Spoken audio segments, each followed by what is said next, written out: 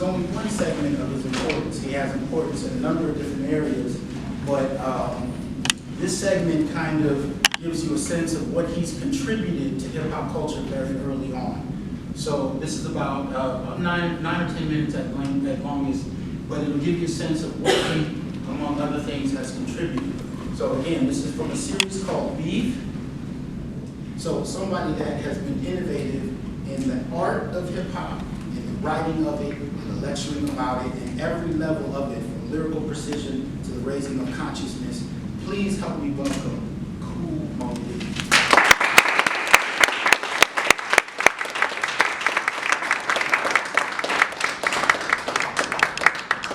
Thank you, sir. Thank you, sir. I'm staying for good. Well, that was a clip. We recorded that in 96, 97.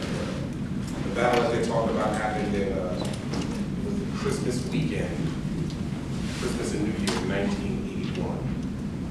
And just to give you a little framework, the first group where imagine hearing a DJ scratching a record for the first time. I mean, it's passing now because we don't know what it is, but the parents were like, who doesn't let a record play through? What are you scratching it for? What are you doing?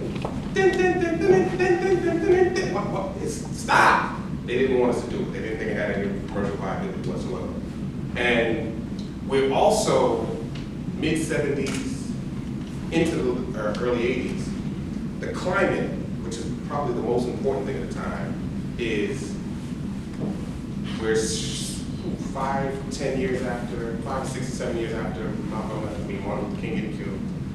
Malcolm X was killed in 1965. The Black Panthers are happening early 70s. James Brown, Say It Loud, Black and I'm Proud. There's a poverty element that is creating the atmosphere that this early hip hop is being born out of. And we're a generation that we're literally being told, conditioned, programmed to believe that we are not going to be it. I don't know what it would feel like to know, to feel like you're not going to be anything, or people are telling you can't be anything, and you can walk into a party, get on a mic, and say, everybody say ho, and just them saying ho because you said say ho. Psychologically, it's uplifting.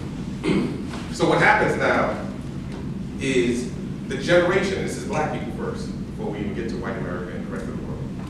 Our people are telling us that this isn't real, this isn't worthy, this isn't going to be anything. You're wasting your time.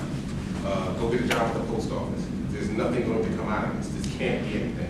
People that are in the music industry, and I'm talking greats, big, Gladys Knight and the Pips, Commodores, people who we look up to are saying this isn't real music. What are you doing?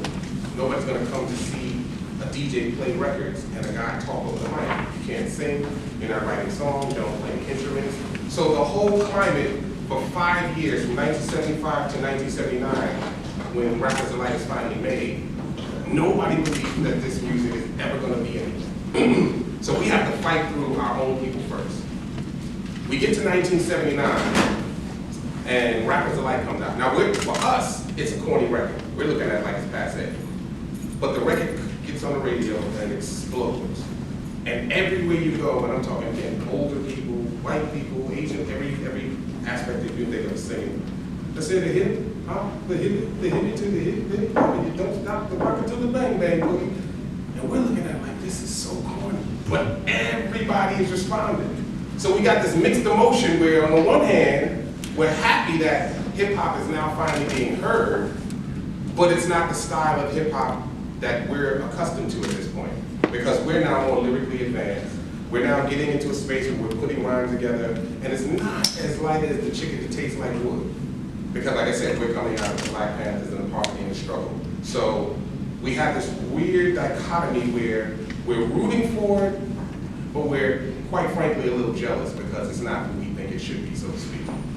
So you get into the space where, like the thing that I did with Busy Bee, where they have an MC contest. And an MC contest at the time, your reputation was on the line based on how well you put words together. And as they said in the thing, I took it so seriously because I always thought that vocabulary was something that was extremely important. I went to college, graduated in 1986 actually. But before that, even going to college was something that wasn't necessarily promoted. They basically tried to tell you, when you graduate from high school, go get a job.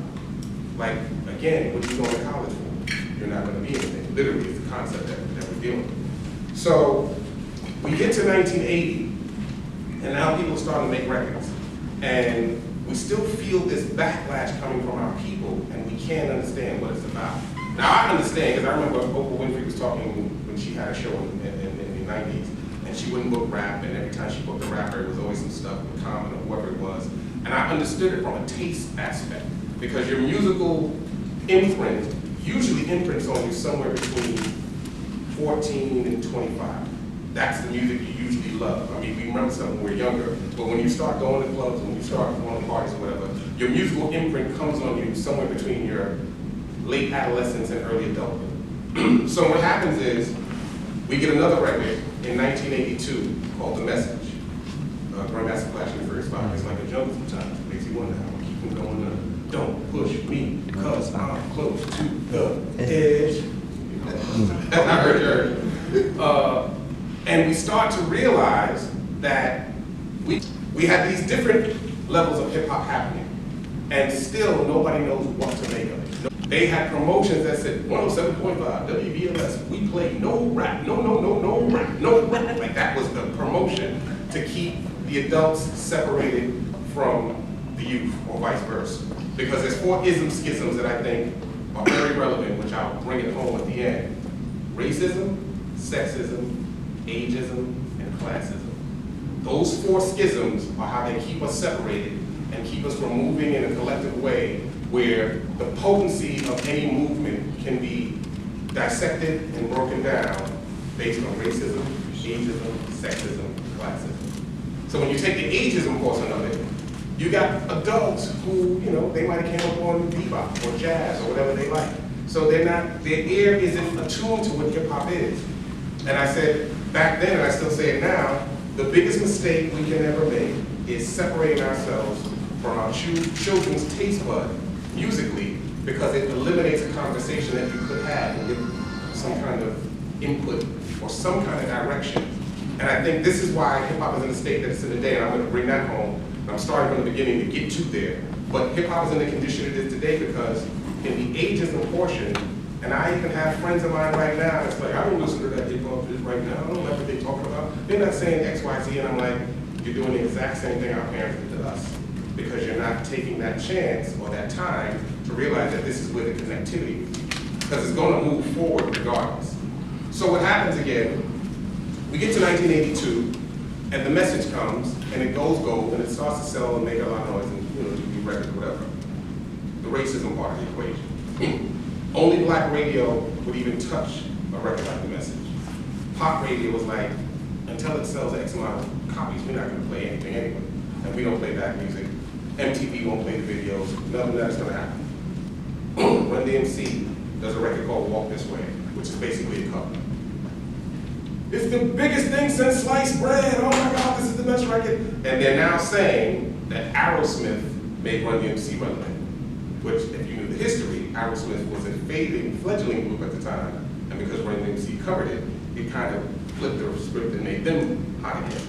So we're still battling all of this stuff, and this is why I guess my man Professor Hassan, Dr. Hassan, sorry, was talking about, we were talking earlier about why the 80s we consider it such a golden era and why we're so romantic about it. Because when you come through a struggle and you get to see the end result is a Jay-Z or a Lil Wayne or 50 Cent or any of these multi-millionaire MCs, it's something that wasn't supposed to happen according to all of the naysayers. But again, moving forward to come backwards, I'll get that, that'll be the end of where I'm going to. So living through the 80s and watching all of this happen and seeing all of this adverse energy pushing against us, in most cases it would be demoralizing, but again, the hip hop spirit is really, really not about that, quite frankly. When you come up through poverty and you don't believe that you're going to be anything, to find something that you have a voice in, and this is honestly why I chose profession, is because it was the first place that I felt that I can literally speak my voice, be heard, have creative control over it. Although there's some political aspects of getting your record played and a whole bunch of other things, me speaking my mind and being able to talk about things that were really, really relevant to not only myself, but to my community, was something that I thought, I felt like in many ways like I'm stealing money because I'm doing what I love to do. The biggest letdown of watching it transform from there to where it is now, when I see all of the things like Ferguson and the I Can't Breathe campaigns and stuff that's happening in New York, the fact that we don't have any hip hop voice, the first place we go is where we are in our communities and what we do artistically. And I would say this to all of the young rappers, young MCs, your voice is most relevant in your art form. Doesn't mean that you don't have the right to go and speak and stand on campaigns and do whatever you want to do. But the fact that nobody's doing anything artistically is where the biggest drop-off is. Because there's different heat. And I say heat has to have relevance for me. Michael Jordan, Michael Jackson versus Muhammad Ali and Nelson Mandela. Icons without question. Masters at what they both did, or what all four of them did, or whatever. But Michael Jackson and Michael Jordan, they were hot just based on their skill set. Muhammad Ali and Nelson Mandela, the heat that they had was based on struggle, integrity, and what they represented. So the thing that I always try to make clear, especially for this hip hop generation in particular, is heat without substance is fluff. Doesn't mean that you can't get paid.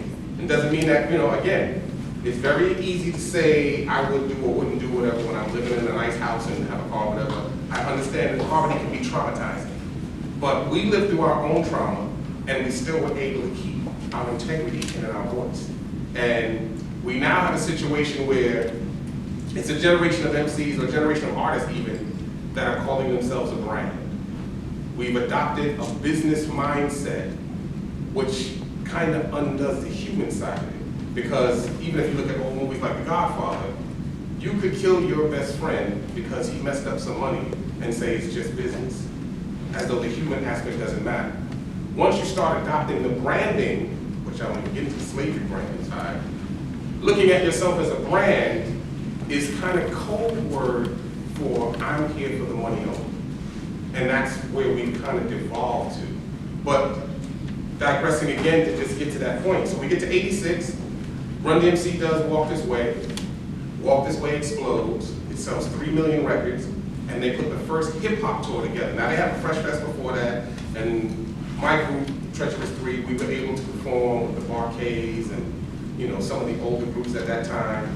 But when Run DMC did Raising Hell, the album, and Walk This Way was the #1 hit, they put the first hip hop tour that went around the world and made millions off it. It was Run DMC, Houdini, LL Cool J, and the Beastie Boys.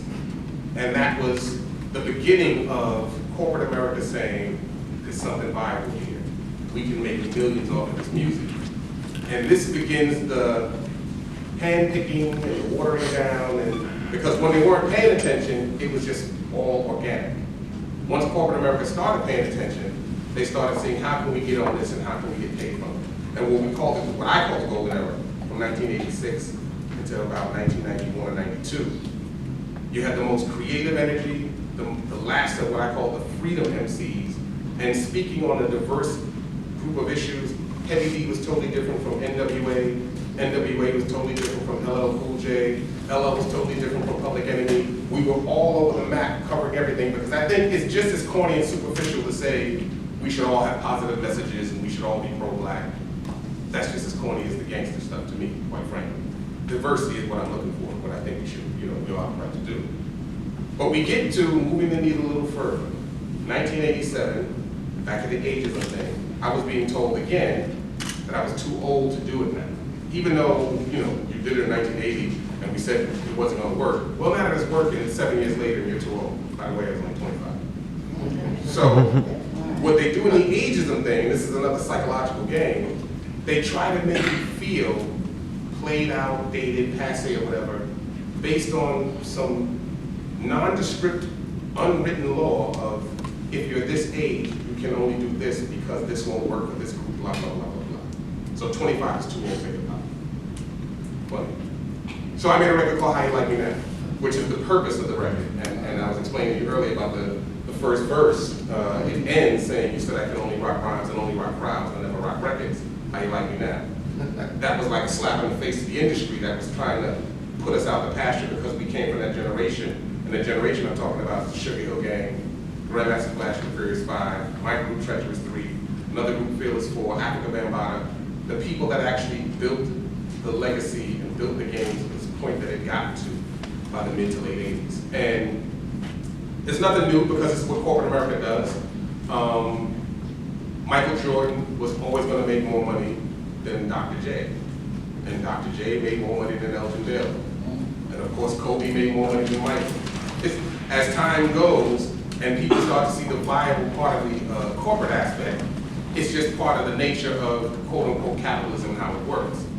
The trick, in my opinion, for the artist is to be able to maintain your integrity at whatever level you come, at whatever time you come, without getting caught up in chasing whatever the next wave is. And this is chronic for Black America in particular.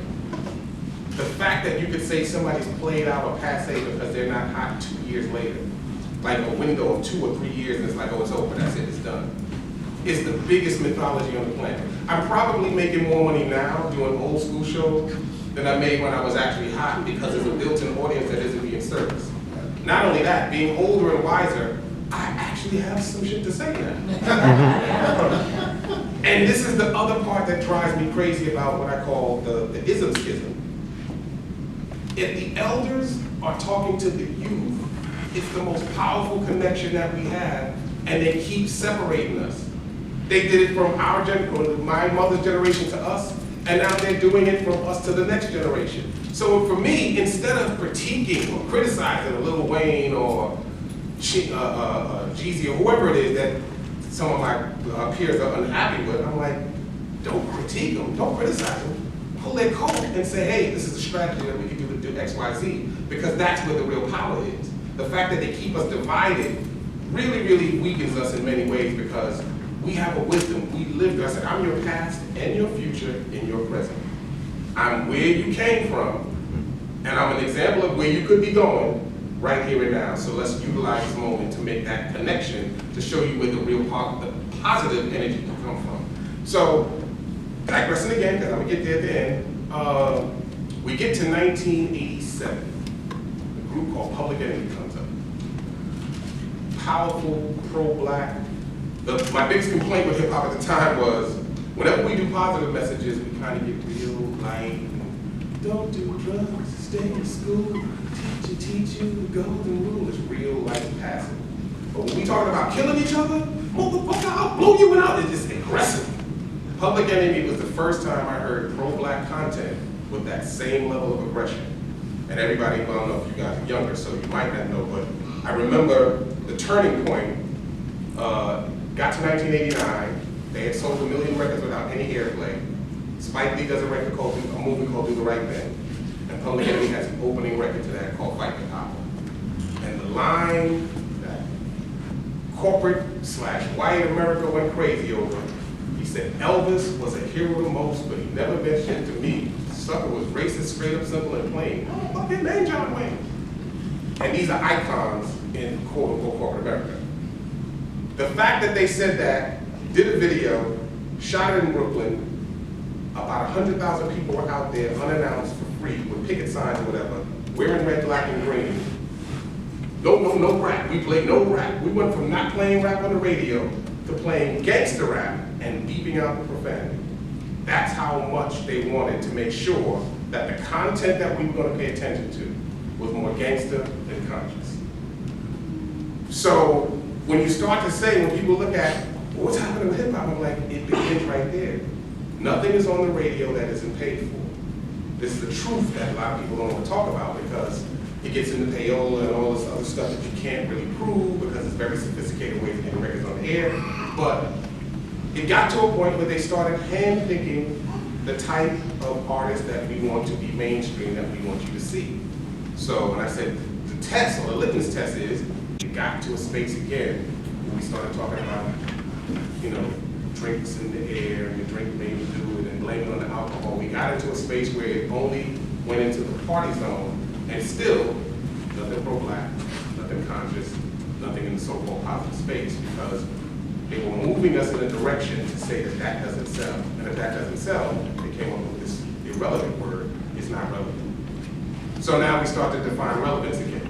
So from generation to generation, as we're moving and doing these records and doing these things and looking at the artists, then we started getting into the phenomena of, for example, 50 Cent comes out and he gets hot, not only because the records are good, but they're focusing on 50 was shot 9 times. He used to sell drugs. The lifestyle before they became rappers as something to make his rap career credible. What's your street cred? You ain't got no street cred. What does street cred translate to? Did you sell drugs? Did you kill anybody? Did you do any time? Did you get shot? The guys and girls that you know want to do something with their life. You don't go to college because you don't want to do anything. You go to college because you're thinking progressively about your future. So back to again, the elders being able to come back to spaces like this and have these kind of conversations and at least put a eye you to say, listen, if you start looking at it through this eye, you'll see the picture differently. It's very easy to fall for things that you don't know, and this is what I meant when I said the ageism thing is one of the most important things, even more important than the racism or the sexism in many ways, because the elders, I wish I had somebody in my family or even in the neighborhood that knew money management. But we were also the first generation to ever see money in many cases. So you get $1 million, you spend $1 million. Nobody said, hey, get $1 million, half of that goes to the IRS, and you should only spend half of the other, half of 500,000 you got. You don't get $1 million and buy $1 million house, you owe tax, and now you got to maintain the house. But nobody's giving you those kind of messages. But and instead of, and I refuse to be this kind of elder, especially for the next generation. So when I see a lot of the young guys, I'll have conversations with them. I don't force the issue. Tell them, yeah, man, I like your work, I love what you're doing, blah, blah, blah, blah, blah. How's your money thing doing? This is what you need to do. I got a financial guy you should talk to. This is what you need to do with your money, because a lot of us make a lot of money, but man, we lose a lot of money. We burn a lot of money. I think we need to really, really have those kind of conversations, because there's wisdom in the living, and you're not doing gigs, especially if you got a family. Now you got to pay the bills, and this is where decision making comes in. And this is why I think it's detrimental for some of these guys to go up and talk about selling drugs and doing what they do, because at one point, if I'm making $20,000 a show and I'm doing 4 shows a week, that's $80,000 a week. It's unheard of to the average 9-to-5 worker. But you're so used to that, you can't even see yourself in that space anymore. $80,000 a year? That's a great job for 90% of the people on the planet.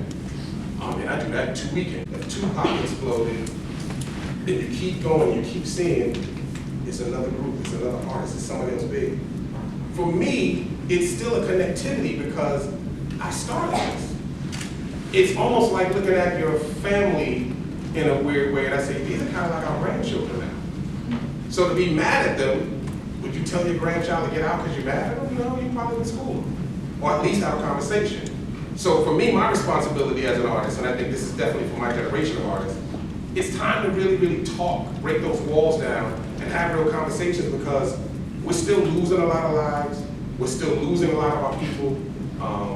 We're still in situations where the art form hasn't maximized its full potential because we still haven't been able to create a unified body. Doesn't mean we don't have to think alike. I mean, some people are going to be Muhammad, some people are going to be Jesus. Well, that means we can't talk. You know, we get caught up in defining ourselves as what we define ourselves by, and then stopping the conversation. He's just a sellout. He's not conscious. He ain't black. So Christian, you know, except Jesus, I can't talk to him. And that's just a religious space. We even got to politics or economics or any of the other things that keep dividing us. And we keep finding ways to divide ourselves and separate ourselves. The thing that I say about hip hop again is it's a great vehicle, regardless to whether I believe what you believe in. It goes much deeper than that. And I think what's happening now too is we are really, really in a space where it's me, myself, and I. I'm here to get mine, I don't care about you. And again, the old cliche, no unity, no strength. So it's really, really, not only go as far as a state of emergency, but we're at a critical point where we can still kind of right the ship in many ways. And I don't mean in some Pollyanna way, where everybody has to make this kind of record. But I still think that as artists, man, if there's some unity in the space, When we did this record, Self-Destruction, Stop the Violence, KRS One started the Stop the Violence movement. I said a rhyme back then that is still relevant to this day. Took a brother's life with a knife as his wife cried because he died a trifling death when he left his very last breath. Was I slept, so watch your step. Back in the 60s, our brothers and sisters were hanged. How could you gangbang? I never ever ran from the Ku Klux Klan, and I shouldn't have to run from a black. That is still relevant today because we still are not seeing each other as brothers and sisters in the me, myself, and I frequency. So I forgot the rapper's name when we were talking about what happened in Ferguson. And he said, I ain't got no time for that shit, I'm getting money. And I'm like, the cops just killed the guy. We just want to know what you think about it. He said, I don't have time for that shit, I'm making money. That's somebody I would have battled immediately. I mean, that's what I'm saying, just from the MC space. I'm calling you out, I'm dissing you, I'm putting you on stage, and now I'm gonna break you down from a skill set or whatever. That's what real hip hop is. But in this generation also, you beat me in a rhyme, I'll shoot you. So you gotta deal with that kind of mentality again, because even if you get down to, oh, the N-word or whatever, I'm in the middle of that, quite frankly. But it's much harder to kill somebody that you consider your brother than it is to kill somebody that you define as a nigga. So part of even that mindset and calling ourselves what we call ourselves and naming ourselves. If you look at the names back in the day, the Fearless Four, the Furious Five, the Great Peso, Master G is a master. You know, people that come Curtis Blow. Lots of wisdom, lots of wisdom. So when I say, don't look at some of us and some of these guys as just passe artists that made hot records in the 80s. It's like, what do you think has been going on from the 80s till now? They're not just sitting on a rock, under a tree, whatever. We're watching the same thing everybody else is watching, and it's almost like The Godfather. Look at them watching my boy. Look what they did to the hip hop that we loved and what we did. There's still a way to make this viable. I have a new record coming out, not that I'm promoting it, but it's called Stop Killing. In 1988, Moe Dee, Audio 2 made a record called Top Billin'. Good killing, what more can I say? Top billin'.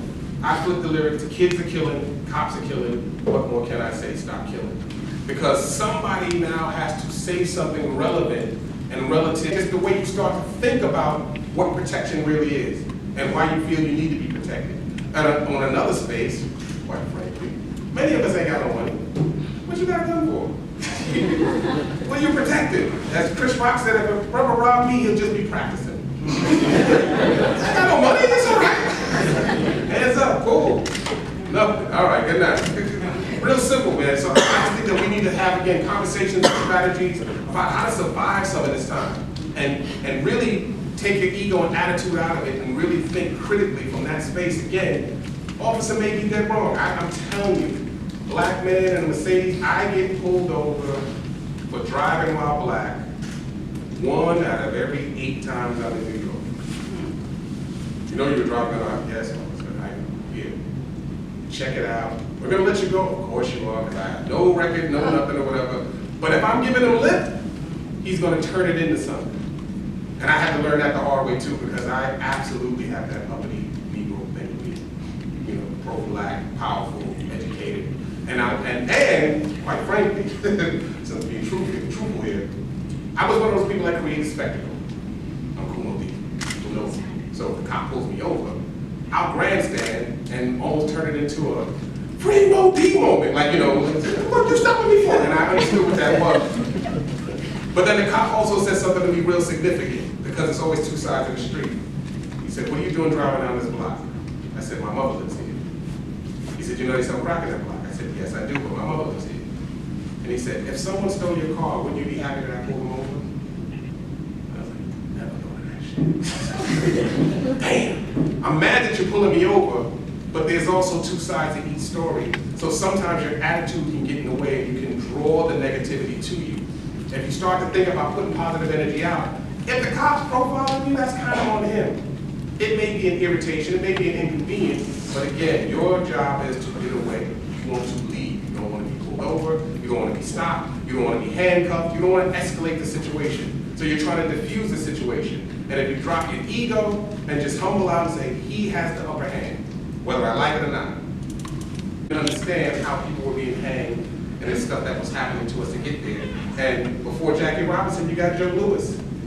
And Joe Louis came off of Jack Johnson wilding out. And Jack Johnson was knocking out white people and driving around Harlem with white girls in the car.